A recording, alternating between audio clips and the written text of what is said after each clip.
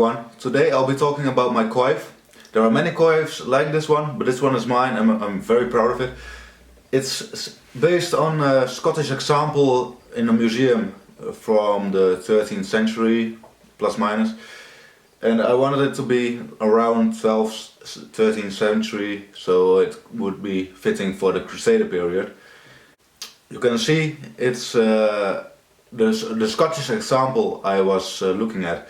It has this leather band at the back of it, which makes sure that whenever you put it on, you can tighten this like a shoelace and it will fit perfectly. I really want something like this because this just saves a lot of work in all the links you need to make, and it just fits very well on the head. I made this one starting with, at the top we have a small little ring here, and this one has 6 other rings in it. Then you have a row of 2 in or 4 in 1, the regular pattern. Then you get an expansion, then another normal pattern, so you have 2 links inside of 1 link in essence. And that way I'm expanding and expanding till I get to the side of my head. Then I stop expanding and I just use the regular 4-in-1 pattern. I will make a close-up of this so you can see what I mean.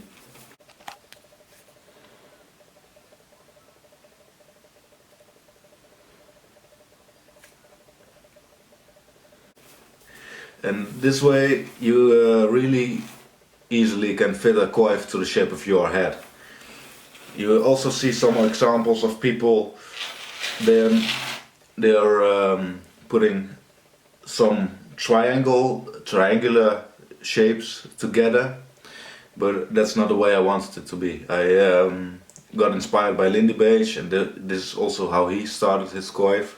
He never finished it though, so here you have what his finished coif might look like. So now for putting it on, first off you take your arming cap, you pull your hair back,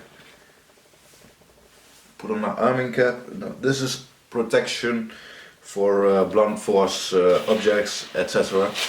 Now this is gonna take me a lot of effort to put this on correctly at once, so bear with me.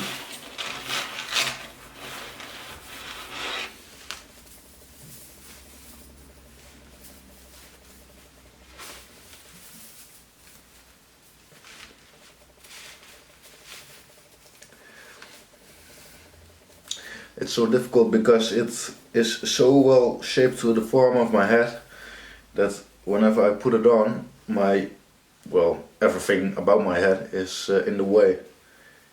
So right now I'm fastening the shoelace type of leather band, and this will fit perfectly.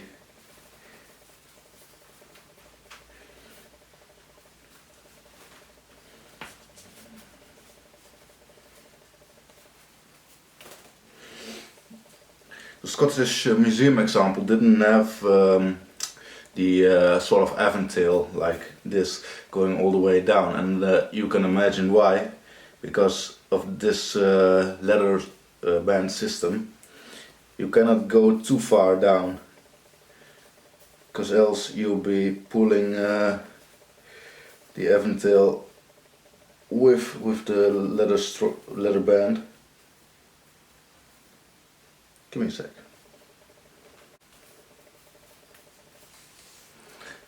So right now I have it almost on.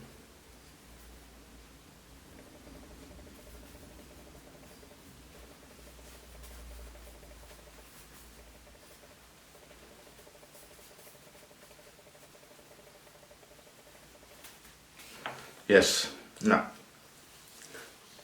I use the leather band around my head, make a simple knot in it, so it can also be removed quite easily.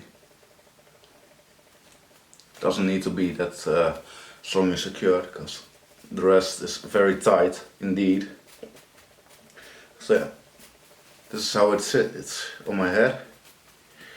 I'm gonna... Yes, this is very difficult indeed.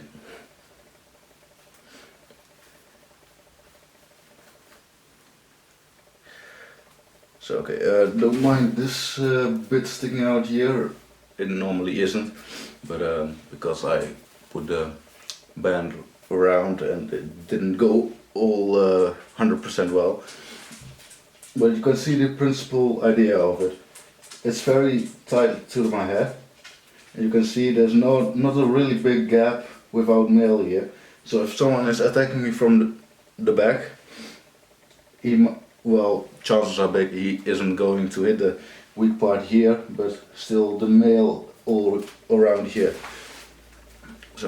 So if you have this on, then you think, yeah, you're well protected, but you might also want to put on another helmet, a helmet. So I've got a pot helm for it, a great helmet, and this fits on very nicely. This pot helm from Dipika, bought it at Dragonheart, the nightly store in the Netherlands. Link in the I'll put a link in the description. Now you cannot hear me, I believe. As you can see, fits perfectly. And to repeat that, it fits perfectly. So yeah, taking it off, going the same way round. Whilst I'm doing this, I can also talk about why I haven't put all the rivets in yet. Well, I might not ever be doing that because because of the coronavirus and such, I'm lacking a big amount of rings and rivets. So I might tear this one down so I can work on my male Holbuck a lot more. And I'm not too much pleased about this one, because this is a bit floppy and not really sure if this is the way it should be. But I made this like this because it works for me. But it's very difficult to pull it off at once. And it's just too difficult to pull it off correctly at once. That's it. This is also my fourth attempt at making one. I had to rebuild the coif many times.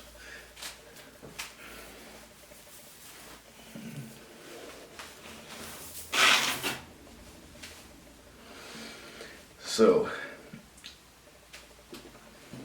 some applications I made in the coif are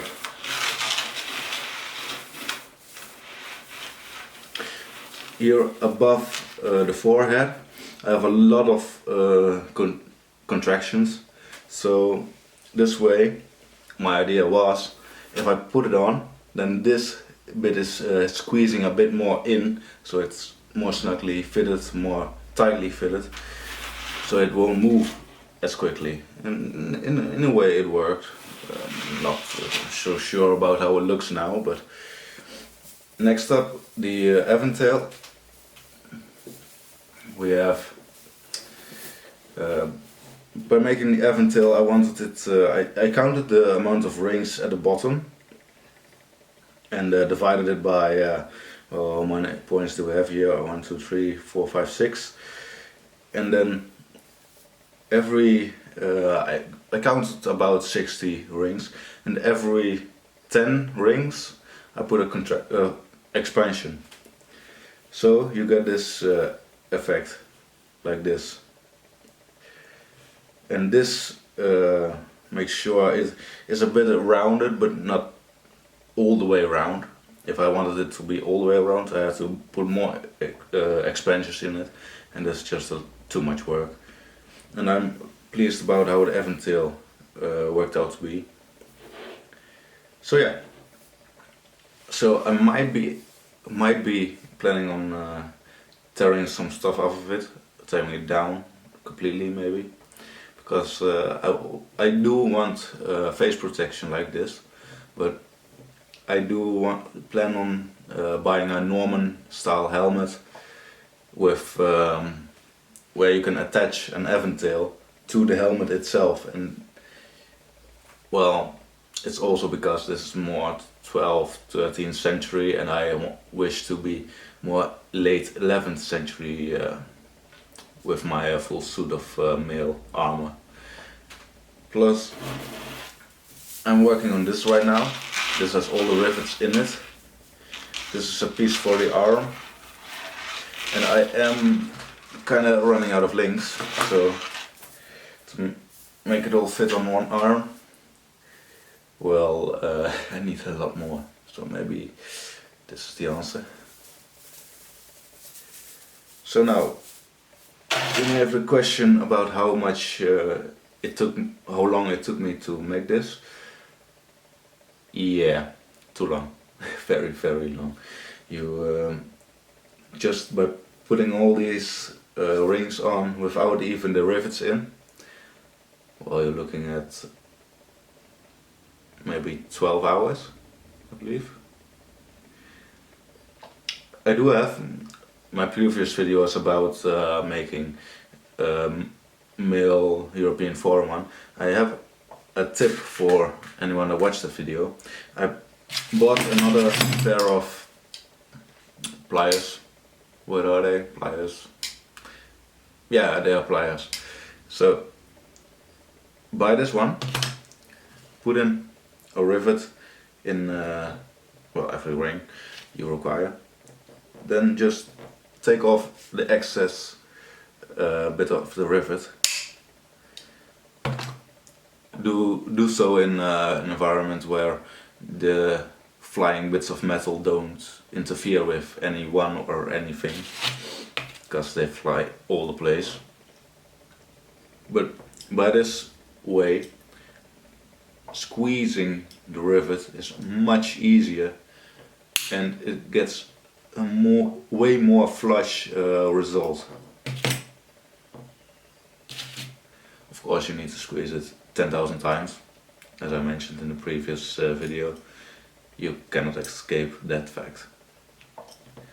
So this way you get a nice even rivet.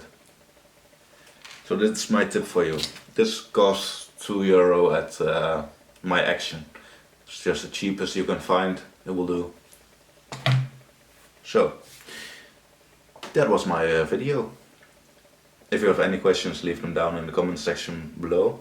I will link Dragonheart, the nightly store, the Ridderwinkel, in the description, so you can check that out. Most of my stuff is coming from there. The army cap, mail, the helmet, they all come from there, including this pair of pliers from Ulfbert. It's a good store, they can use your help by buying stuff, so yeah, check them out. And thank you for watching this video, and I'll see you in the next video, which will be a Lego video, so that you know. Thanks, bye bye.